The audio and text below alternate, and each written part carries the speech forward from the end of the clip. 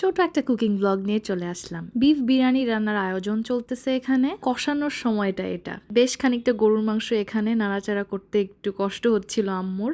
আলু এখানে সুন্দর মতন করে ভেজে ওই গরুর মাংসটার মধ্যে দিয়ে দিতেছে।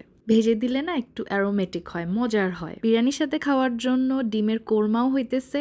এটা খুবই সিম্পল একটা রান্না। অল্প সময়ের মধ্যে যদি তোমরা ডিমের কোরমা রান্না করা শিখতে চাও তাহলে এইটা করে ফেললেই হবে। আমি রেসিপিটা দিব না তোমাদেরকে। আমার কাছে হইতেছে সবকিছু অল্প সময়ের মধ্যে যেগুলো রান্না করা যায় ওগুলো আমি শিখে রাখি। আম্মুর হাতের এই ডিমের কোরমাটাও কিন্তু বেশ মজার হয়। বেশি ভালো লাগে বিফ বিরিয়ানি দিয়ে খেতে এই কোরমাটা। এর মধ্যে ক্রিম দিয়ে দিল, তার পাশে হইতেছে ঝরঝরা পোলাওয়ের জন্য মাঝখানে আর ক্লিপ নেই এখন লেয়ার করতেছে যে এই টাইমটা তোমাদেরকে দেখাইতেছি। প্রথমে হচ্ছে সাদা পোলাও দিয়ে দিচ্ছে। পোলাওটা দেখো কি সুন্দর ঝরঝরা হয়েছে।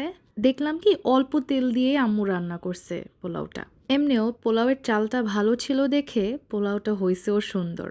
এর মধ্যে এখন দিয়ে দিচ্ছে বেরেস্তা। বেরেস্তা দেওয়ার পরে দিয়ে দিচ্ছে গরুর মাংসটা কিন্তু একদম এখানে সিদ্ধ হয়ে গেছে আর একটু গ্রেভি গ্রেভি। এই বিফ বিরিয়ানিটা না একটু মাখো মাখো হয়। আমার আম্মুর হাতের এটা এত মজার হয়, যারা এই বিফ বিরিয়ানিটা খাইছে তারা বলতে পারবে এটা যে কি মজার হয়। রান্না করতেও কিন্তু অত বেশি সময় লাগে না, জাস্ট বিফটা সিদ্ধ হতে যতক্ষণ লাগে। তারপরে আবার পোলাওয়ের একটা লেয়ার দিয়ে দিতেছে, তারপরে আবার বেরেস্তা দিবে, তারপরে আবার বিফের ওই কারিটা দিবে উপরে।